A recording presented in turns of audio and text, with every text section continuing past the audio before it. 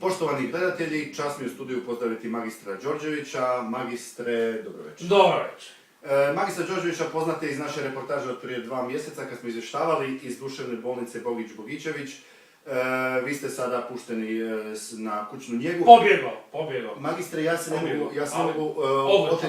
ne mogu se oteti dojmu da su vas stopirali u prikupljanju potpisa za izbore, za predsjedničke izbore 2014. i 2015.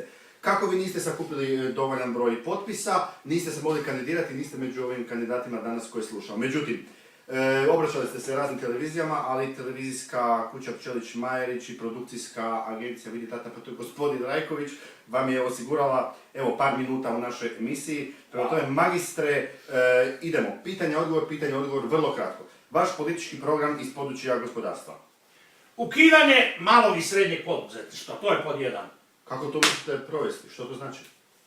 Ukidanje. Eventualno možemo dati mogućnost prijelaznih nekakvih 6 mjeseci, ali oni moraju jednostavno prijeći u velika poduzeća. Što to znači? Velika poduzeća i što? Mastodonti, velika poduzeća i proizvodnja u 3 smjene. Svi prostori u Hrvatskoj koji postoje moraju se pretvoriti u proizvodne hale.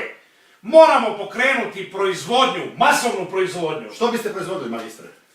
Ima puno toga, ali mnogi kažu da nemaju ideje šta proizvoditi. Recimo. Pa, može se proizvoditi toplomjere, auspuhe. Pa evo, imam ja u svom programu, evo, da izdvojim neke stvari, evo ga. Podne, zidne obloge, tapete, tapiserija, beskonačni kolutovi, linoleuma i ima dosta toga, da sad ne duljim. Vi biste zaposlili puno ljudi. Što bi se u tom trenutku dogodilo sa burzom? Nezaposlenih od prvog dana mojih mandata više ne bi bilo. Burza nije više potrebna. Tamo bi došli autobusi i sve bi fino odvezli i kreću ljudi na posao. Znači, nema stajanja. Burza, nema. ključ u bravu. Ključ u bravu, svi od sutradan rade, radi se sve što se stigne, samo da se radi i proizvodi, bez stajanja, bez odmora i da se radi. To je najvažnije. Recite, magistre, idemo na sljedeću... Sve prostori se moraju za to iskoristiti. I bolnice, i muzeji, sve treba biti u proizvodnju. Recite, magistre, po pitanju kulture, imate li tu što reći? Važna jedna stvar. Najveći problem u kulturi su dokumentarci. Dokumentarci su velik problem u kulturi. Kako to mislite?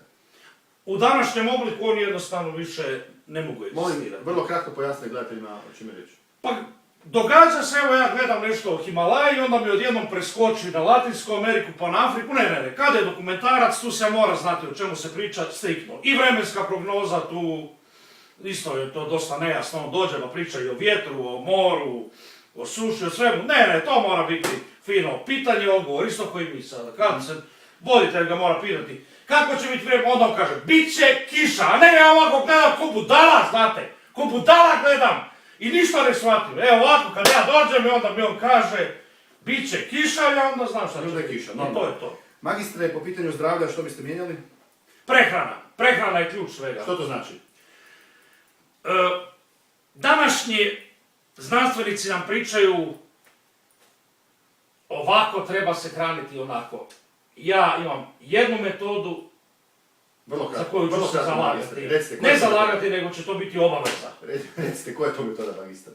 U prehrani mora dominirati svinjska mast. I to odstajala, užegla. Da. Kako biste to primijenili vaš program na program prehrane u vrtićima i školama? Pa tamo i krećemo, tamo se odgajaju mladi naraštaji. I tamo se stiču prehrambene navike. Znači, tržiti hranu na užegloj svinjskoj masti? Apsolutno, ja djeci je to i najvažnije za razvoj.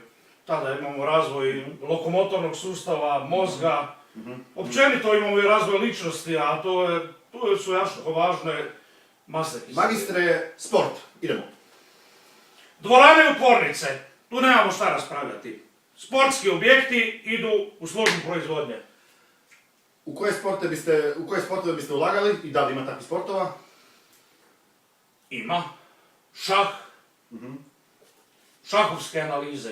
To je. U šah treba ulagati. Dobro. Treba ga popularizirati. Što više na televiziji treba biti šahovskih emisija. Pa ja bih stavio svaku večer, pa barem 3 sata šahovskih analiza, šahovskih edukacija, Dobro. Na svakom programu to treba Znači, biti. Na ulagati, svim televizijama. ulagati u šah, ima li još nešto po tom pitanju? Treba ulagati i u viseće kuglane.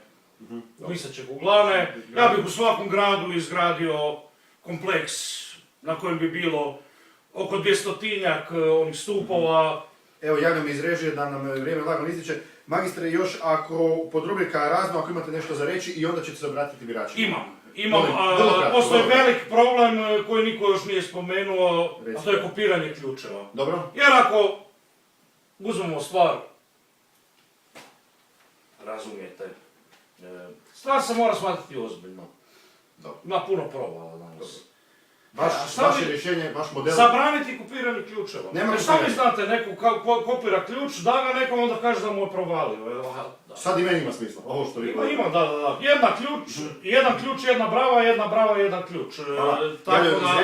Ne, morate me shvatiti da je to jako ozbiljna stvar. Jer ja vidim, šetam, vidim hrpe izgubljenih ključeva, na svakih 20 metara su izgubljeni ključevi. Možda se meni priviđa, ali ne znam, ako...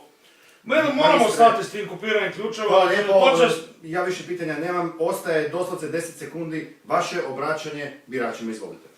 Poštovani birači, ja vas pozivam da izađete na izbore u nedjelju, da izađete i da glasate.